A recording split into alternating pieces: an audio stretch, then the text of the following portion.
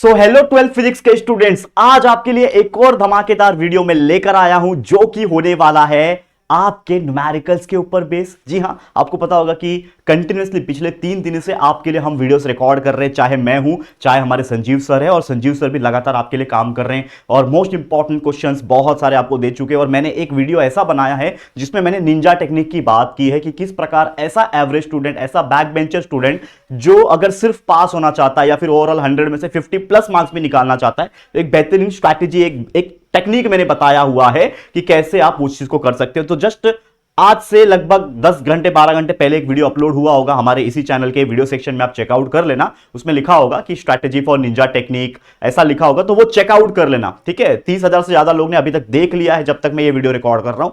आप सभी लोग भी जाइए देख लीजिए, और उसमें जो जो मैंने चीजें बताई है कि आपको क्या पढ़ना है, कहां से पढ़ना है और किस तरीके से पढ़ना है, तो अगर आप उतना भी पढ़ते हो तो भी आप पास हो सकते हो जितना आपको मैंने बताया है। ठीक है बच्चे, अब एक और चीज है कि पढ़ना आपको पड़ेगा, कि हम कितना भी आपके लिए रगड़ ले, कितना भी आपके लिए रात दिन एक करके रिकॉर्ड कर ले। अभी सुबह की मैं बात करूं बच्चा, बताता हूं आपको, सुबह के बज रहे हैं 7:30।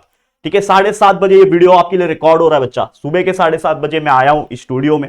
ठीक है, मैं दूर रहता हूं, 1 घंटा 45 मिनट्स लगता है मुझे मेरे घर से यहां तक पहुंचने के लिए, लेकिन फिर भी आपके लिए यहां पे मैं आके वीडियोस को रिकॉर्ड करके आपको देना चाहता हूं, क्योंकि मैं चाहता हूं कि जितना हो सके बच्चे पढ़े। ठीक है, और इस वीडियो को अगर आप देख रहे हो तो अगेन ज्यादा टाइम नहीं आपको यूटिलाइज करना है, इसको 1.5 की स्पीड पे लगा सकते हो, क्योंकि 2x की स्पीड बहुत ज्यादा हो जाती है, समझ में नहीं आता है कि क्या बोल रहा है। लेकिन 1.5 की स्पीड आइडियल स्पीड है, जिससे आपका बहुत सारा समय बचेगा।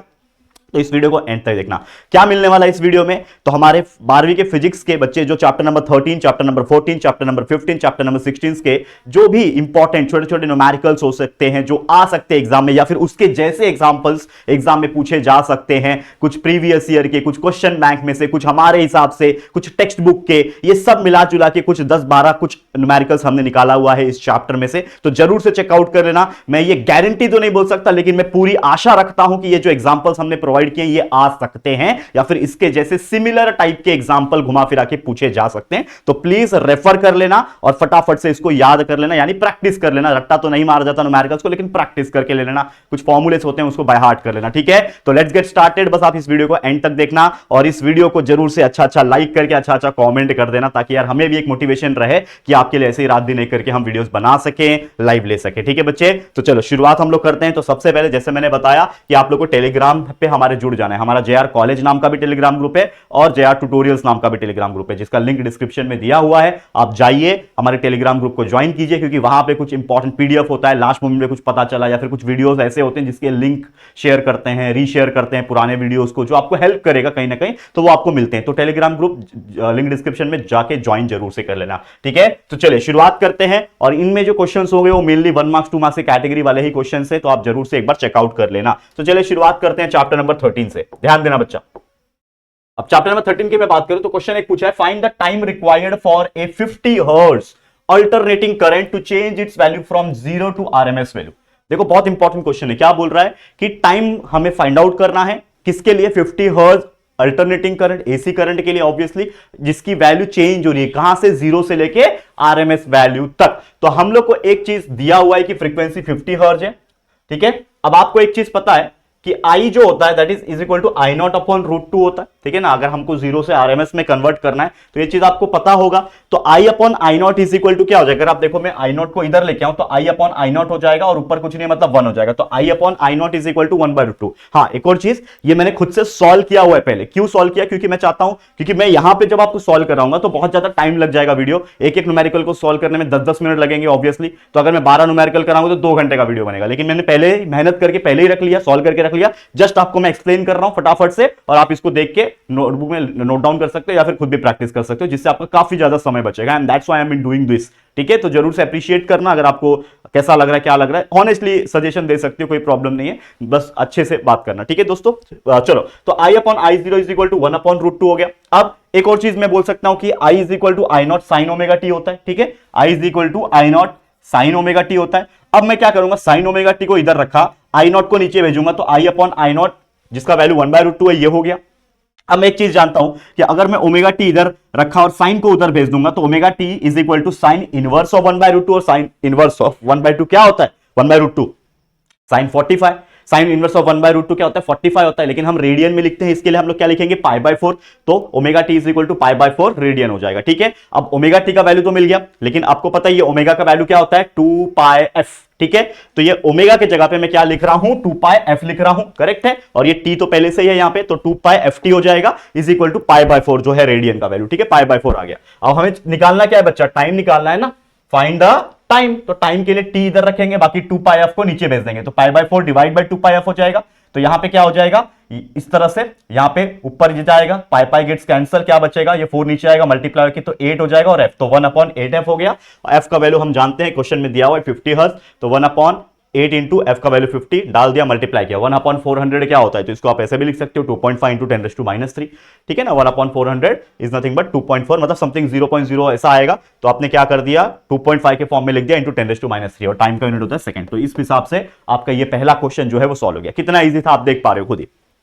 ठीक है, समझ में आ रहा है कि नहीं बच्चा, बहुत ईजी, बहुत ज्यादा ही ईजी है। चलो ये हो गया सेकंड क्वेश्चन, क्या बोल रहा है, अ सीरीज एलसीआर सर्किट। अगर आप देखोगे एलसीआर सर्किट का एग्जांपल है जिसके रेजिस्टेंस आपको दिए 10 ओम दिया हुआ है, रिएक्टेंस आपको दिया हुआ है 7√2 ओम दिया है, एंड हमें बोल रहा है इंपीडेंस फाइंड करो। तो अगर आपको फॉर्मूला याद होगा इंपीडेंस का, ठीक है, जिसको हम Z बोलते हैं इंपीडेंस को, तो उसका फॉर्मूला होता है अंडर रूट में r² प्लस, ठीक है, XL माइनस XC। ठीक है, अगर आपको ये चीज पता होगा तो आपको ये चीज क्या दिया हुआ है रिएक्टेंस जिसको हम लोग बोलते हैं, तो आपको रिएक्टेंस कितना दिया है 7√2 दिया हुआ है, तो reactance is nothing but mod में हम लोग XL माइनस XC लिखते हैं, ठीक है, जिसका वैल्यू 7√2 ओम है। ठीक है, रेजिस्टेंस आपका दिया हुआ है सर्किट का जो कि 10 ओम है। अब मैं क्या करूंगा, सिंपली उस इंपीडेंस के फॉर्मूले में बस मेरे को नॉर्मल वैल्यू पुट करना है। देखो मैं अगेन एक चीज बोलता हूं, physics is all about derivation and formulas. अगर आपको इन चीज को पता है, हाँ थियरी तो है वो अलग बात है, लेकिन कंसेप्ट तो है, लेकिन अगर आपको न्यूमेरिकल सॉल्व करना है, ठीक है, तो आपको अगर हर एक टॉपिक का डेरिवेशन की वो फॉर्मूला बनता कैसे है और फॉर्मूला क्या है, अगर वो आपको याद रहेगा ना, तो आपको कोई भी टाइप का न्यूमेरिकल किसी तरीके से घुमा के पूछने दो भाई आप कर पाओगे, क्योंकि आपको डेरिवेशन का कंसेप्ट पता है। आपको पता है कि भाई इंपीडेंस का मतलब क्या होता है, रिएक्टेंस का मतलब क्या होता है, ये 7√2 दिया, ये एक्चुअल में क्या दिया है, दैट इज ये XL माइनस XC का वैल्यू दिया है, तो हम क्या करेंगे फॉर्मूले में डालेंगे, दैट इज r² और XL माइनस XC यानी रिएक्टेंस का स्क्वायर। तो यहां पे रेजिस्टेंस का स्क्वायर लिख दिया प्लस, ठीक है, रेजिस्टेंस का स्क्वायर प्लस रिएक्टेंस का स्क्वायर, तो यहां पे अंडर रूट में ले लेंगे, 10 का स्क्वायर 100 होता है, 7 का स्क्वायर 49 हो जाएगा, और √2 का स्क्वायर 2 हो जाएगा, तो 49 मल्टीप्लाई बाय 2 हो गया 98, तो 100 प्लस 98 होता है 198। अब 198 का स्क्वायर रूट निकल सकता है क्या, नहीं, 196 का स्क्वायर रूट होता है 14, यानी 14 से थोड़ा ज्यादा आएगा, दैट इज 14.07। आप लॉग टेबल का इस्तेमाल करके निकाल सकते हो। तो हमारा इंपीडेंस का जो वैल्यू आ गया बच्चा सर्किट का, जो कि आ गया 14.07। ठीक है, तो इस तरीके से एक एक दो मार्क्स के कैटेगरी में ऐसे क्वेश्चंस बनते हैं, जरूर से मेहनत कर लेना, प्रैक्टिस कर लेना। और इससे ये भी बेनिफिट होता है ना कि यार कहीं ना कहीं इंपीडेंस के बारे में अगर कोई क्वेश्चन पूछ दे तो आप बता सकते हो कि हाँ इंपीडेंस ये होता है और इंपीडेंस का फॉर्मूला ये होता है, तो ये भी आपको बन सकता है। देखो मैं अगेन बोलता हूं कि जो भी हम आपको करा रहे हैं, चाहे वो IMP हो, चाहे वो क्वेश्चन बैंक की कुछ चीजें हो, जो कि बहुत कम चांसेस होता है, लेकिन वो है तो आपके सिलेबस का ही पार्ट, ठीक है, आपके सिलेबस का ही पार्ट है, तो कहीं ना कहीं घुमा के क्वेश्चंस पूछ सकता है ना, ठीक है तो इंपीडेंस आपके टॉपिक का ही पार्ट ना, आपके चैप्टर के ही पार्ट है वो, चैप्टर 13 का, तो वो कहीं ना कहीं घुमा के पूछेगा। बट हम ये चीज क्यों कराते हैं आपको, सो दैट कि अगर आप ये सब भी एग्जांपल्स अपने माइंड में रख लेते हो, तो चाहे क्वेश्चंस दूसरी तरीके से पूछे लेकिन इंपीडेंस के ऊपर पूछे, तो आपको तो ध्यान में रहेगा ना कि हाँ राहुल सर ने एक एग्जांपल ऐसा कराया था जिसमें इंपीडेंस का वैल्यू ऐसे निकाला था सर ने, तो उस एग्जांपल में भी वही टेक्निक अप्लाई करके आप आंसर निकाल सकते हो। तो जो एग्जांपल्स होंगे वो थोड़े बहुत इधर उधर से फर्क पड़ेंगे, लेकिन कहीं ना कहीं उसमें जो मेथोडोलॉजी यूज होगा वो उसी प्रकार का होगा। तो ये चीज आपको समझना पड़ेगा, ठीक है ना बच्चे। चलो आगे बढ़ जाते हैं। नेक्स्ट क्वेश्चन अगर आप देखो क्या बोल रहा है, एक और question, a coil of resistance 10 ओम, इसमें क्या दिया है, रेजिस्टेंस 10 ओम दिया हुआ है, इंडक्टेंस जो दिया है वो 100 मिली एच दिया हुआ है, and capacitor of variable resistance are connected across 220 volt 50 hertz AC supply दिया हुआ है। हमें कैपेसिटेंस फाइंड करना है, at what capacitance will the resonance occur. ठीक है, तो यहां पे अगर आप देखोगे आपको रेजिस्टेंस दिया हुआ है 10 ओम का, ठीक है, करेक्ट है बच्चा, ये दिया हुआ है रेजिस्टेंस, आपको दिया हुआ है इंडक्टेंस, रेजिस्टेंस दिया हुआ है 10 ओम का, inductance L is equal to 100 milli henry दिया हुआ है। तो यहां पे अगर आप देखोगे तो 100 इंटू 10⁻³ हम लोग कर सकते हैं ना, अगर हम लोग को जो कन्वर्ट करना है, तो मिली हेनरी दिया हुआ है ना यहाँ पे, तो यहाँ पे हमने 10⁻³ से मल्टीप्लाई किया, तो ये हो गया आपका 100 मल्टीप्लाई बाय 10⁻³ 10⁻⁻1, ये हो गया आपका किसका, इंडक्टेंस का वैल्यू। उसके बाद हमें क्या दिया, यहाँ पे क्या दिया, कैपेसिटर का कैपेसिटेंस आर कनेक्टेड अक्रॉस से 20 वोल्ट, तो ये वोल्ट दिया हुआ है आपको 30, ठीक है, वोल्ट दिया हुआ है, 20 वोल्ट का लिख दिया, और आपका जो फ्रीक्वेंसी है वो कितना दिया हुआ है, देखो यहाँ पे 50 हर्ट्ज दिया हुआ है एसी सप्लाई का। हमें निकालना है कैपेसिटेंस C। तो फॉर्मूला क्या होता है, अगर आपको ध्यान में होगा फॉर्मूला, जैसे मैंने बोला हर एक चैप्टर्स का एक लिस्ट बना लो, अभी तो वैसे भी 2 दिन है हमारे पास, लेकिन हर एक चैप्टर का मैंने पहले दिन से ही बोला था कि आपको लिस्ट बना रखना है कि ये चैप्टर्स के इस टॉपिक से न्यूमेरिकल आते हैं और ये उसके फॉर्मूले से। तो अगर आपको वो चीज याद रहेगा एकदम बकायदा रटा रट एकदम याद रहेगा कि मैंने आपको पूछा भाई इंपीडेंस क्या होता है उसका फॉर्मूला बताओ, भाई कैपेसिटेंस क्या होता है फॉर्मूला बताओ, तो आपको तुरंत आना चाहिए। ये अगर है आपके अंदर तो डेफिनेटली कोई भी तरीके से एग्जांपल पूछने तो एग्जाम में आप कर पाओगे, ये मैं गारंटी बोलता हूं। तो यहां पे कैपेसिटेंस का फॉर्मूला है 1/4 पाई स्क्वायर फ्रीक्वेंसी का square multiply by inductance L, ठीक है। तो 1/4 का वैल्यू डाल दिया, पाई का वैल्यू 22/7 ले सकते हो, मैंने यहां पे 3.14 स्क्वायर ले लिया, मल्टीप्लाई बाय फ्रीक्वेंसी का स्क्वायर 50 का स्क्वायर और यहां पे इंडक्टेंस का जो वैल्यू है वो है 10⁻⁻1 डाल दिया। कैलकुलेट करना है बस 1 ये मल्टीप्लाई किया, जो मल्टीप्लाई हो सकते हैं नंबर उनको मल्टीप्लाई करो, ठीक है। 39.43 हो गया, मल्टीप्लाई पे 2500 इंटू 10⁻⁻1, 50 का स्क्वायर 2500 होता है। सी का वैल्यू निकालना है ना, ठीक है। तो यहां पे बाकी सभी वैल्यू को नीचे के वैल्यू को मल्टीप्लाई करके ये आया, ठीक है। और ये 10⁻1 ऊपर जाएगा तो 10⁻1 हो जाएगा, यानी 10 हो जाएगा, तो 1 मल्टीप्लाई बाय 10 होगा, तो 10/98596 सॉल्व कर लोगे, लॉग टेबल का इस्तेमाल कर लो डिवाइड करने के लिए, बिंदास अगर आप करना चाहते हो, अगर आप उसमें अच्छे हो तो 0.000101 यहां पे फैरेड माइक्रो फैरेड में आंसर हमने लिख दिया। कैपेसिटेंस का जो वैल्यू है वो 1 मतलब इतना, ये जो आ रहा है ये फैरेड में आ रहा है, आप ये भी लिख सकते हो कोई प्रॉब्लम नहीं है, लेकिन अगर माइक्रो फैरेड में लिखोगे तो ज्यादा बेटर है, ठीक है ना। यहाँ पे दिया eight what capacitance will resonance अगर, तो माइक्रो फैरेड में हमने लिखा दैट इज 101 पॉइंट समथिंग, जो भी आएगा वो लिख देना माइक्रो फैरेड में, ठीक है। तो इस तरीके से कैपेसिटेंस का वैल्यू हम लोग निकाल सकते हैं। तो ये सब कुछ फॉर्मूले जो हैं ये आपको बाय हार्ट करके चलना है कि भाई ये एग्जांपल आया या फिर इसके जैसा एग्जांपल आया, कैपेसिटेंस कहीं पे पूछे तो आपको ये चीज करना है। समझ में आ गया? चले आगे बढ़ जाते हैं। नेक्स्ट यहां पे अगर बात करेंगे what is the capacitive reactance of a capacitor of 5 at frequency of 150 hertz and 2, मतलब दो चीज दिया हुआ है यहाँ पे, ठीक है। यहाँ पे एक फ्रीक्वेंसी 50 हर्ट्ज का दिया हुआ है, एक 20 किलो हर्ट्ज का दिया हुआ है। यहाँ पे अगर आप देखोगे तो यहाँ पे सबसे पहले तो भाई कैपेसिटेंस दिया हुआ है, ठीक है, 50 माइक्रो फैरेड का, ठीक है। हाँ ये 5 दिया हुआ है, सॉरी 50 नहीं, माफ करना, 5 दिया हुआ है, 5 माइक्रो फैरेड का दिया हुआ है। तो इसको हम लोग कन्वर्ट कर लेंगे किसमें, फैरेड में, दैट इज 5 इंटू 10⁻6 कर लिया, ठीक है। फ्रीक्वेंसी फर्स्ट आपको दिया 50 हर्ट्ज का दिया, दूसरा वाला 20 किलो हर्ट्ज का दिया, तो किलो हर्ट्ज को हर्ट्ज में कन्वर्ट कर लिया, मल्टीप्लाई बाय 10⁻³ होता है ना, 1 किलो हर्ट्ज मतलब 1000 हर्ट्ज होता है, तो 10⁻², तो F1 आ गया, F2 आ गया, ठीक है। अब मुझे एक चीज पता है कि फॉर्मूला जो होता है यहां पे अगर मैं बात करूं तो XC is equal to 1/2 pi FC होता है, सेम X2 के लिए भी वही चीज होता है, लेकिन फर्क क्या रहेगा कि यहां पे दो चीज हम निकाल रहे हैं। हम लोग क्या कर रहे हैं यहां पे, कैपेसिटिव रिएक्टेंस अगर मुझे निकालना है बच्चा, तो कैपेसिटिव रिएक्टेंस के लिए मेरे पास एक फॉर्मूला है, लेकिन मेरे पास दो फ्रीक्वेंसी है, तो इसके लिए मैं एक बार F1 लूंगा और एक बार F2 लूंगा, करेक्ट है कि नहीं। यहां पे मुझे निकालना क्या है, कैपेसिटिव रिएक्टेंस ही निकालना है और कुछ नहीं निकालना है, जिसका यहां पे कैपेसिटेंस का वैल्यू दिया हुआ है। तो यहां पे कैपेसिटिव रिएक्टेंस के लिए जो ये फॉर्मूला यूज हो रहा है, इसमें आप एक बार F1 ले लो और एक बार F2 ले लो। तो XC1 अगर मैं बात करूं यहां पे फर्स्ट अगर मुझे निकालना है तो ये फॉर्मूले में बस आपका वैल्यू जो फ्रीक्वेंसी 1 दिया है वो डालना है, बाकी सब सेम रहेगा। यहां पे फ्रीक्वेंसी 2 डालना है, बाकी सब सेम रहेगा। अगर आप देखो टोटल सेम है, बस इसको कैलकुलेट करना, आपका वैल्यू आ जाएगा दैट 636.9, ठीक है। That is nothing but the यहां पे जो आपका वैल्यू आया, ठीक है ना, कैपेसिटिव रिएक्टेंस का ये आ गया 636.9, और यहां पे कैपेसिटिव रिएक्टेंस का जो वैल्यू आया है फ्रीक्वेंसी 2 के लिए, मतलब सेकंड फ्रीक्वेंसी के हिसाब से, तो ये आ गया दोस्तों 1.592, ठीक है। तो ये चीज आपको ध्यान रखना है, फॉर्मूला ध्यान में रखो, दिस इज द फॉर्मूला। अगर आपको फॉर्मूला ध्यान में है बस उसमें वैल्यू पुट ऑन करना है। जैसे मैंने बोला, अगर कोई एवरेज बच्चा मुझे देख रहा है, कोई बैक बेंचर है मुझे देख रहा है, तो मैं आपको अगेन बताना चाहता हूं कि भाई कुछ नहीं आया, कम से कम गिवन लिख के आओ, उसके बेस पे अगर आपको फॉर्मूला याद आ रहा है कि पूछा है कैपेसिटिव रिएक्टेंस, भाई क्या फॉर्मूला होता है, डाल दिया, ठीक है। आपको इंपीडेंस पूछा है क्या होता है, फॉर्मूला डाल दिया। कैपेसिटेंस पूछा हुआ है, डाल दिया भाई। तो अगर आप फॉर्मूला भी डाल रहे हो और जो वैल्यूज दिया उसको डाल के एटलीस्ट ट्राई तो कर रहे हो उसको सॉल्व करने का, सिंप्लीफाई करने का, तो डेफिनेटली कुछ तो आउटकम आएगा, इतना मैं गारंटी बोल सकता हूं। जहां पे आपको 0 मिलने वाले रहेंगे, वहां पे 3 मार्क्स का एग्जाम्पल है, 2 मार्क्स का एग्जाम्पल है, वहां पे 1 तो मिलेगा, 1.5 तो मिलेगा। तो इस तरीके से अपने मार्क्स को आप इंक्रीज कर सकते हो। और जैसे मैंने बोला कि आपको एटलीस्ट 30 प्लस मार्क्स लाना ही पड़ेगा, तब जाके आपने जो 50 प्लस का जो टारगेट सोचा है, मैं बात कर रहा हूं सिर्फ पास होने वाले बच्चे जो चाहते हैं कि सिर्फ पास हो जाए, 50% आगे हमारे लिए बहुत है, मैं उनकी फिलहाल में बात कर रहा हूं। जो टॉपर है वो तो अपने एंड से लगा हुआ है, मेहनत कर रहा है, हम भी कुछ ना कुछ आपको दे ही रहे, तो आपने बहुत अच्छी तरीके से पढ़ाई किया हुआ है। लेकिन मैं उन बच्चों की बात कर रहा हूं जो बहुत डरे हुए थे। लास्ट टाइम भी कल मैंने एक वीडियो में बात की थी, जो निंजा टेक्निक वीडियो मैंने अपलोड किया था, उसमें भी उन्हीं बच्चों को हमने टारगेट किया था कि बच्चे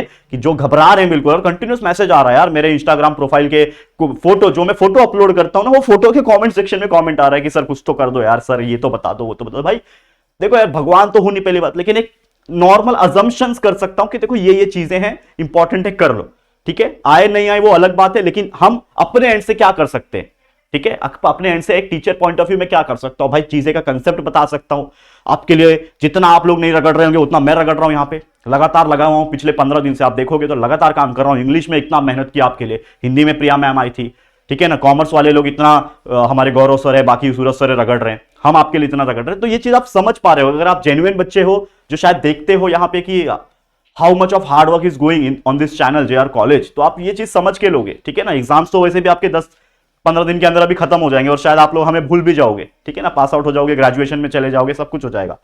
पता नहीं मेरे एफर्ट्स को, हमारे टीम के एफर्ट्स को आप याद रखोगे नहीं रखोगे, लेकिन फिर भी बहुत ज्यादा इमोशनल फील करता हूं कभी कभी, क्योंकि जो चीज हमने यहां पे बिल्ड की है वो सिर्फ आपके लिए ही की है, ताकि यार आपके लिए हम कुछ काम कर पाए। तो ये चीज आपको समझना पड़ेगा, ठीक है बच्चे। चलो ज्यादा टाइम नहीं लेंगे, अब आ जाते हैं चैप्टर नंबर 14 पे। चैप्टर नंबर 14 यहां पे आ गया। ये क्या है, क्वेश्चन पूछा हुआ है, काइनेटिक एनर्जी निकालना है। देखो बहुत ईजी क्वेश्चन है, find the kinetic energy of emitted electron.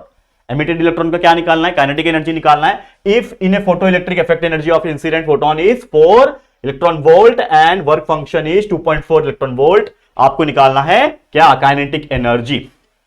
तो यहां पे क्या दिया हुआ है आपको, ठीक है, यहां पे आपको दिया हुआ है इंसिडेंट फोटोन, ठीक है, 4 इलेक्ट्रॉन वोल्ट का दिया हुआ है, ठीक है, इसको हम HV से डिनोट करते हैं। और आपको दिया हुआ है यहां पे वर्क फंक्शन, ठीक है, 2.4 दिया हुआ है ना वर्क फंक्शन, ठीक है, समझ में आ रहा है, दैट इज फाइ नॉट से डिनोट किया जाता है इसको, ठीक है, ओके। अब यहां पर क्या निकालना है, kinetic energy of emitted electron, that is nothing but the kinetic energy max, ठीक है। तो एक फॉर्मूला है, दैट इज नथिंग बट आपका जो इंसिडेंट फोटोन होता है उसको आपको वर्क फंक्शन को माइनस कर देना होता है, that is HV minus phi naught, ठीक है।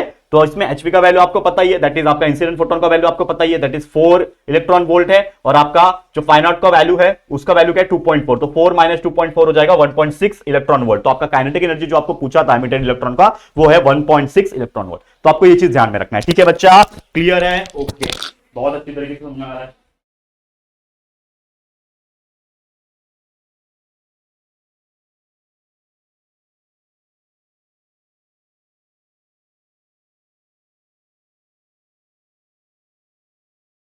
क्लियर है, क्लियर हुआ, चलो ठीक है, चलो 1 सेकंड दे दो, AC चला लेता हूं क्योंकि मेरे पसीने छूट रहे हैं अभी। देखो सुबह के 7:30 बज रहे हैं, लेकिन हम इतना इंटेंशन से बोलते हैं, इतना अंदर से दिल से बात करते हैं कि पसीने छूट जाते हैं। जस्ट AC चालू करने गया था, ठीक है, चलो अब समझ में आ गया, आगे बढ़ जाते हैं। अगला क्वेश्चन, अगला क्वेश्चन एक और है, क्या बोल रहा है, find the energy of a photon which have a momentum 2 × 10⁻16 gram centimetre पर सेकेंड। तो क्या निकालना है, एनर्जी ऑफ फोटोन निकालना है। इसमें आपको दिया हुआ है दैट इज मोमेंटम, ठीक है, 2 × 10⁻6 ग्राम पर सेकेंड, ठीक है, C का वैल्यू, ठीक है, दैट इज 3 × 10⁻10 सेंटीमीटर पर सेकेंड है, ठीक है। हाँ, अब C इज नथिंग बट, जिनको नहीं पता मैं बताना चाहता हूं आपको, फोटोन अगर पता होगा, ये चैप्टर में पता होगा, इसमें हम स्पीड ऑफ लाइट कंसीडर करते हैं। तो अगर आपको एक चीज पता होगा, स्पीड ऑफ लाइट क्या होता है, 3 × 10⁸ मीटर पर सेकेंड होता है, ठीक है, ये होता है स्पीड ऑफ लाइट। C का वैल्यू, अगर आप लोग इतने तो स्मार्ट हो यार, अभी 12वीं में आ गए तो ये मुझे बताने की जरूरत नहीं है, लेकिन फिर भी C का वैल्यू होता है 3 × 10⁸ मीटर पर सेकेंड। लेकिन अगर आप देखोगे 1 मीटर में कितना होते हैं, 1 मीटर में 100 सेंटीमीटर होता है, और 100 मतलब क्या होता है 10⁻²। तो यहां पे अगर मुझे इसको मीटर पर सेकेंड को अगर मुझे कन्वर्ट करना है, 3 × 10⁸ मीटर पर सेकंड को कन्वर्ट करना है सेंटीमीटर पर सेकंड में, तो मुझे ये 1 मीटर को 10⁻² में मतलब सेंटीमीटर में कन्वर्ट करना पड़ेगा। मतलब एक और चीज आ जाएगा यहाँ पे 10⁻² सेंटीमीटर पर सेकंड आ जाएगा। तो 10⁸ प्लस 10⁻², क्या मतलब मल्टीप्लाई में क्या हो जाएगा, 8 + 2 तो 10⁻10 हो जाएगा। तो वही चीज यहाँ पे लिखा हुआ है, C का वैल्यू वो दिया होता है आपको, इसमें क्वेश्चन में भी कभी कभी दिया होता है कि लाइट का आपको वैल्यू, फोटोन का जो वैल्यू है वो लेना है 3 × 10⁸ सेंटीमीटर पर सेकंड। अब फॉर्मूला आप जानते हो, फोटोन मोमेंटम फॉर्मूला, अगर आपने चैप्टर पढ़ा है तो फोटोन मोमेंटम फॉर्मूला आपने देखा होगा कि E = P × C, that is photon momentum multiply by the आपका स्पीड ऑफ लाइट, ठीक है। चलो अब यहां पे P का वैल्यू आपको दिया हुआ है 2 × 10⁻16, क्वेश्चन में ही दिया हुआ है, और आपका स्पीड ऑफ लाइट सेंटीमीटर पर सेकंड में 3 × 10⁸ दिया हुआ है। इन दोनों का मल्टीप्लाई 3 × 2 = 6 हो जाएगा, 10⁻16 और 10, 16 - 10 कितना हो जाएगा -6। तो 6 × 10⁻6 यहां पे आएगा यूनिट, और क्योंकि ये CGS यूनिट है, सेंटीमीटर ग्राम पर सेकंड है ना, ये CM दिया हुआ है, तो यहां पे आप ये लिखोगे, ठीक है, अर्ग लिखोगे, ठीक है ना, समझ में आ रहा है। जूल नहीं लिखना है, यहां पे अर्ग लिखना है। ये छोटे छोटे मिस्टेक्स बच्चे कर देते हैं, एनर्जी है तो जूल लिख के आ जाते हैं। भाई देखो कि यूनिट क्या चल रहा है, आपका सेंटीमीटर CGS यूनिट चल रहा है, तो आपको यहां पे भी CGS चलना है, ठीक है। चलो आगे बढ़ जाते हैं, नेक्स्ट क्वेश्चन। क्या बोल रहा है? एन इलेक्ट्रॉन इज एक्सेलरेटेड, क्या बोल रहा है? Electron is accelerated through a potential of 120 volt, find its D Broglie wavelength. क्या बोल रहा है? D Broglie wavelength. ये क्वेश्चन बहुत ज्यादा इंपॉर्टेंट है, इसके ऊपर तो थियरी तो पूछता ही है, लेकिन हो सकता है एक हाथ न्यूमेरिकल 1 या 2 मार्क्स के कैटेगरी में पूछा जाए। तो आपको दिया हुआ है potential, that is potential difference दिया हुआ है V का वैल्यू 120 वोल्ट का, डी ब्रॉगलीस वेवलेंथ निकालना यानी लैम्डा आपको निकालना हुआ है, ठीक है। अब आपको एक फॉर्मूला पता है अकॉर्डिंग टू डी ब्रॉगलीस वेवलेंथ का, जो हमारा डेरिवेशन था या फिर आपने जो कॉन्सेप्ट पढ़ा होगा, तो एक फॉर्मूला है that is de Broglie wavelength lambda is equal to 1.228 divide by आपका अंडर रूट में पोटेंशियल डिफरेंस। तो 1.228 डाल दिया, अंडर रूट में जो आपका पोटेंशियल डिफरेंस है 120 वो डाल दिया। कैलकुलेट करो, आप कैलकुलेट कैसे करोगे? स्क्वायर रूट ऑफ 120 का वैल्यू निकाल दो आपके लॉग टेबल की हेल्प से, तो 1.228 डिवाइड बाय ये आ गया 11.01। अब इन दोनों को आप डिवाइड करोगे तो आपका आंसर आएगा 0.111 नैनोमीटर। क्या आएगा? 0.111 आएगा। इसको डिवाइड करके वैल्यू निकालो। ये वैल्यू कैसे कैलकुलेट करना, ये सब चीज आप जरूर से एक बार प्रैक्टिस करके लेना। लॉगबुक अगर आप अच्छे कमांड पे हो तो जरूर से कर लेना, ठीक है। तो न्यूटन मीटर इसका यूनिट आ जाएगा, सॉरी माफ करना, नॉट न्यूटन मीटर, नैनोमीटर, माफ करना। Newton metre that is N होता है कैपिटल, ये आपका स्मॉल एन है, नैनोमीटर, ठीक है ना, माफ करना। वेवलेंथ यहां पे हमने क्या लिया हुआ है? नैनोमीटर लिया हुआ है, ठीक है। समझ में आ गया? तो ये था आपका क्वेश्चन। नेक्स्ट क्वेश्चन क्या है? चैप्टर नंबर 15 से आ रहा है। क्या बोल रहा है? The half life of a certain radioactive species is 6.93 into 10⁵ second. What is the decay constant? यहां पे क्या कैलकुलेट करना है? decay constant, चैप्टर नंबर 15 याद करो। decay constant क्या होता है तो वो चीज आपको समझेगा, ठीक है। तो आपको यहां पे दिया हुआ है half time, t1/2 half time कितना दिया हुआ है आपको? 6.93 into 10⁵ सेकंड दिया हुआ है आपको। डीके कांस्टेंट जिसको लैम्डा कहा जाता है इस चैप्टर के अकॉर्डिंग, तो वो है डीके कांस्टेंट। तो lambda is nothing but, decay constant का फॉर्मूला क्या है लैम्डा के केस में, ठीक है, तो वो है 0.693 अपॉन हाफ टाइम, ठीक है, 0.693 अपॉन हाफ टाइम। तो 0.693 हो गया, हाफ टाइम का वैल्यू है 6.93 इंटू 10⁵। अगर आप चाहते हो तो आप इसका मल्टीप्लाई बाय 10 कर सकते हो, जिससे आपका पॉइंट शिफ्ट हो जाएगा। अगर आप देखोगे तो मैंने क्या किया, एक पॉइंट शिफ्ट कर दिया, तो ये हो जाएगा 6.93 मल्टीप्लाई बाय 10 डिवाइड बाय 10 किया ना, तो ये हो जाएगा 6.93 और नीचे भी आपको 6.93 दिख रहा है, और ये 10⁵ और 10 क्या हो जाएगा 10�6। तो यहां पे 6.93 आया, 6.93 आया, मल्टीप्लाई बाय 10 क्यों किया? ताकि ये भी 6.93 हो जाए और नीचे भी 6.93 है, तो 6.93 कैंसिल हो गया, तो क्या बचेगा 1/10⁻⁶। अब 10⁶ ऊपर आएगा तो 10⁻⁻6 हो जाएगा। तो आपका आंसर आ गया फाइनली, जो आपका डीके कांस्टेंट का जो वैल्यू आ गया 10⁻⁻6 आ गया, ठीक है बच्चा। क्लियर? तो उम्मीद कर रहा हूं आप लोग को ये चीज भी बहुत अच्छी तरीके से क्लियर हो गया होगा, ठीक है। बात करते हैं नेक्स्ट क्वेश्चन की। लीनियर मोमेंटम पार्टिकल का दिया हुआ है 6.63 kg मीटर पर सेकेंड। डी ब्रॉगलीस वेवलेंथ यहां पे भी निकालना है। अगेन एक और क्वेश्चन है डी ब्रॉगली वेवलेंथ का, तो यहां पे अगेन आपको दिया हुआ है लीनियर मोमेंटम पार्टिकल का क्या है 6.63 kg मीटर पर सेकेंड दिया हुआ है। डी ब्रॉगली का फॉर्मूला डाल दो, that is lambda is equal to h/p, आपका दिया हुआ है लीनियर मोमेंटम, ठीक है। ये 6.63 इंटू 10⁻34 होता है h का वैल्यू, एंड p का वैल्यू आपको यहाँ पे दिया हुआ है 6.63 डाल दिया, कैलकुलेट किया, तो आपका आंसर आ जाएगा लैम्डा का डी ब्रॉगलीस वेवलेंथ का 10⁻34। तो इसको भी एक बार रेफर कर लेना। डी ब्रॉगलीस वेवलेंथ के ऊपर छोटे छोटे एग्जांपल्स बन सकते हैं, बड़े एग्जांपल्स भी। देखो अभी इसमें मैंने आपको बड़े एग्जांपल नहीं कराया जो जनरली 3 मार्क्स के हिसाब से पूछे जाते हैं, लेकिन उसको आप एक बार इन सभी चैप्टर्स का रेफर कर लेना। और अगेन मैं बोलना चाहता हूं, अगर आप ये वीडियो मेरा यहां तक देख पा रहे हो तो हमारे इस चैनल पे संजीव सर जो कि फिजिक्स के एक्सपर्ट है, ठीक है, I am not physics expert but definitely we are engineers, we can teach. But यहां पे एक चीज मैं बताना चाहता हूं कि फिजिक्स के लिए संजीव सर भी लाइव लेंगे शायद, जो आपका आखिरी का जो 2 दिन है, दैट इज सैटरडे हो गया, संडे हो गया, ये जो आपका आखिरी दिन है फिजिक्स एग्जाम के पहले का, तो आप जरूर से विजिट करना हमारे चैनल के लाइव सेक्शन में भी। वहां पे संजीव सर हर चैप्टर्स के जो उनकी तरफ से जो मोस्ट इंपॉर्टेंट न्यूमेरिकल्स रहेंगे उनका भी एक लाइव सेशन अलग से लेने वाले हैं, ठीक है। तो होपफुली अगर आप जब तक ये वीडियो देख रहे हो तब तक शायद लाइव सेशन चल रहा हो, तो आप चेकआउट कर लेना, या फिर इस वीडियो के बाद में आपको देखने मिल जाएगा। लेकिन लाइव सेक्शन में आके विजिट करते रहना कि क्या क्या लाइव आ रहे हैं फिजिक्स के लिए, क्या नहीं आ रहे, वो आपको हेल्प करेगा, ठीक है। एक और है that is angular momentum electron का third Bohr orbit of hydrogen atom 3.165 दिया 10⁻34 kg metre square per second. Planck's constant निकालना है, ठीक है। प्लैंक्स कांस्टेंट क्या होता है? h होता है। प्लैंक्स कांस्टेंट क्या होता है? h होता है। हमें क्या निकालना है? प्लैंक्स कांस्टेंट निकालना है। आपको दिया हुआ है एंगुलर मोमेंटम इलेक्ट्रॉन का third Bohr orbit, third Bohr orbit है, मतलब मेरा n का वैल्यू क्या हो जाएगा 3 हो जाएगा, ठीक है। और एंगुलर मोमेंटम जो आपको दिया हुआ है थर्ड बोर ऑर्बिट का L3 हो जाएगा, ठीक है, थर्ड ऑर्बिट में है, that is 3.165 into 10⁻34 kg metre square पर सेकंड, ये आपको दिया। और आपको बोल रहा है कि भाई प्लैंक्स कांस्टेंट निकालो, तो एक फॉर्मूला मैं जानता हूं प्लैंक्स कांस्टेंट के लिए, जो कि 2π/Ln, यानी कि जो भी ऑर्बिट में रहेगा आपका जो एंगुलर मोमेंटम इलेक्ट्रॉन का जो रहेगा, जो भी ऑर्बिट में रहेगा, तो उसके लिए ln है अपॉन n फॉर्मूला है, ठीक है, दैट इज कौन से ऑर्बिट में है वो, तो 2π/Ln अपॉन n। ये फॉर्मूला है प्लैंक्स कांस्टेंट का। तो 2 मल्टीप्लाई का वैल्यू 3.14 डाला, n का वैल्यू 3.165 × 10⁻34 डाला और आपका थर्ड ऑर्बिट में है इसके लिए 3 डाला। बस कैलकुलेट करना है, जो मल्टीप्लाई हो सकता है मल्टीप्लाई करो, जो डिवाइड हो सकता है डिवाइड करो, बाकी जो 10⁻⁴ में है उसको अलग रखो। तो इसको मल्टीप्लाई किया, 2 मल्टीप्लाई बाय 3 6 पॉइंट समथिंग आएगा, फिर मल्टीप्लाई बाय 3 तो ये आ गया 19.876 मल्टीप्लाई बाय डिवाइड बाय 3 × 10⁻34। अब इन दोनों को आपस डिवाइड कर दोगे तो समथिंग 6.625 वैल्यू आएगा और 10⁻34 साइड में रहेगा। तो ये आपका आ गया दैट इज प्लैंक्स कांस्टेंट का वैल्यू 6.63 × 10⁻34 जूल सेकंड। ठीक है, क्लियर है? तो जरूर से प्रैक्टिस कर लेना।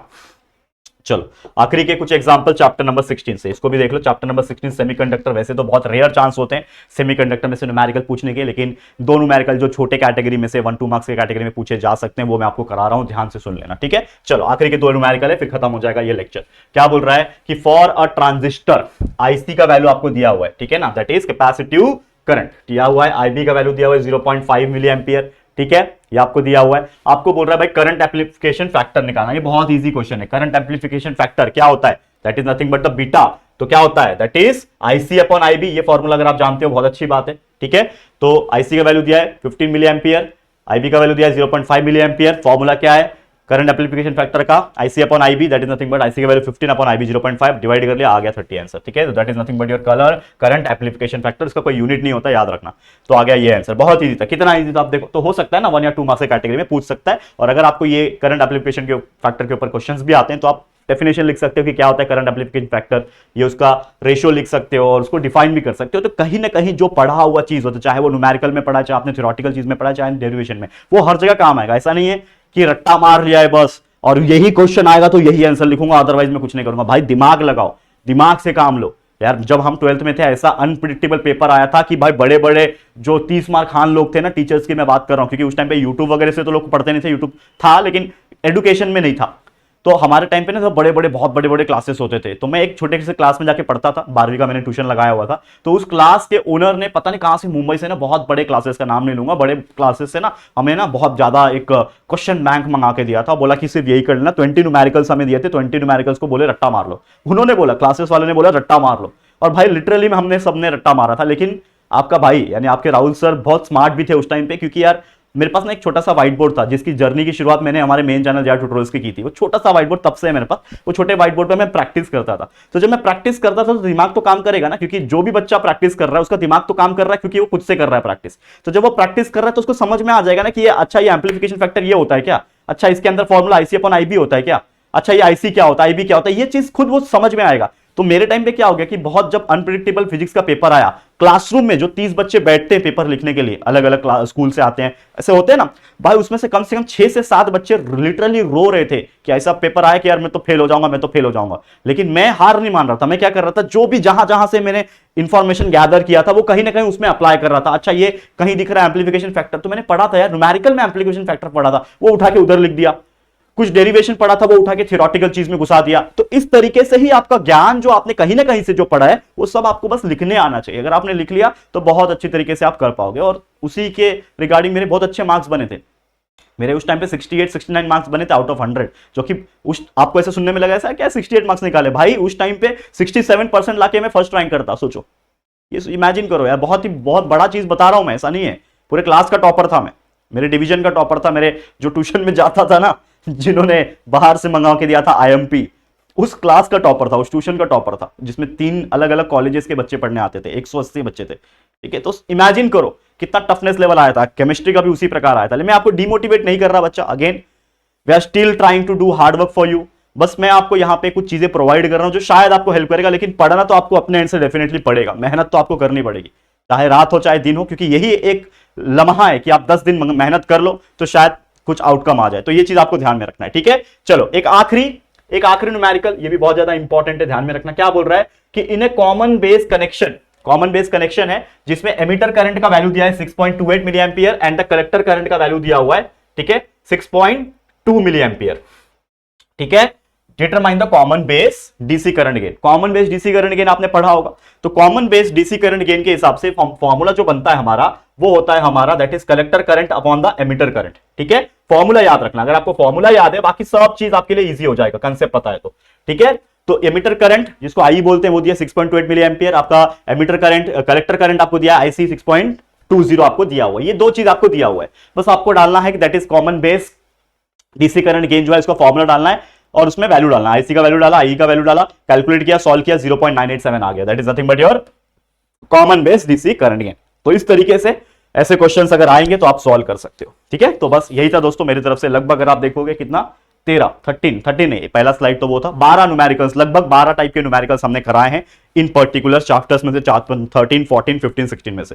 तो इन एग्जांपल्स को प्रैक्टिस करो। मैं ये नहीं बोल रहा हूं कि यही आएगा बच्चा करके जाओ, मैं ऐसा कभी वर्डिंग्स यूज नहीं करता, लेकिन फिर भी मैं आपको इतना बोलूंगा कि हो सकता है इनमें से कुछ को आ जाए या फिर इनके जैसे एग्जांपल्स आ जाए। लेकिन अगेन अगर आपने प्रैक्टिस करी है इन टाइप के एग्जांपल्स की तो इनके जैसे अलग अलग कैटेगरी के भी एग्जांपल पूछे जाएंगे तो आप उनको भी सॉल्व कर पाओगे, क्योंकि यहां पे आपका कंसेप्ट भी शायद क्लियर हुआ रहेगा और आपका कहीं ना कहीं फॉर्मुलेज एंड बाकी चीज को भी ध्यान में आया होगा। तो जरूर से मेहनत करना है, अपने एंड से प्रैक्टिस करना है। ठीक है, तो all the very best from my side. और भी ऐसे वीडियोस हम चाहेंगे और कोशिश करेंगे आपके लिए लाने के लिए, तो हमारे चैनल पे बने रहना। अभी तक आए हो चैनल पे सब्सक्राइब नहीं किया तो चैनल को सब्सक्राइब करके पहले रख लेना, ताकि आपको वीडियोस का पता चल सके कि वीडियोस आ रहे हैं, और लाइव सेक्शन को भी चेकआउट करते रहना। तो हमारी तरफ से और भी बहुत सारी चीजें हम देने वाले हैं। अभी भी 1.5-2 दिन बचा हुआ है फिजिक्स के पेपर को स्टार्ट होने में, तो जितना हो सके और भी आपके लिए प्रोवाइड करूंगा। तो बस स्टे ट्यून्ड और प्यार देते रहना। आज के लिए इतना ही। वीडियो पसंद आया होगा, हमारी मेहनत पसंद आ रही होगी तो प्लीज वीडियो को लाइक कर देना, शेयर करना अपने सभी दोस्तों के साथ। और अगर पहली बार आए हो चैनल को, अभी तक चैनल को सब्सक्राइब नहीं किया है तो फटाफट से हमारे चैनल को सब्सक्राइब करके बेल आइकन को प्रेस कर देना। ठीक है दोस्तों, तो चलो फिर जल्दी मिलेंगे एक और न्यू वीडियो में। तब तक के लिए थैंक यू एंड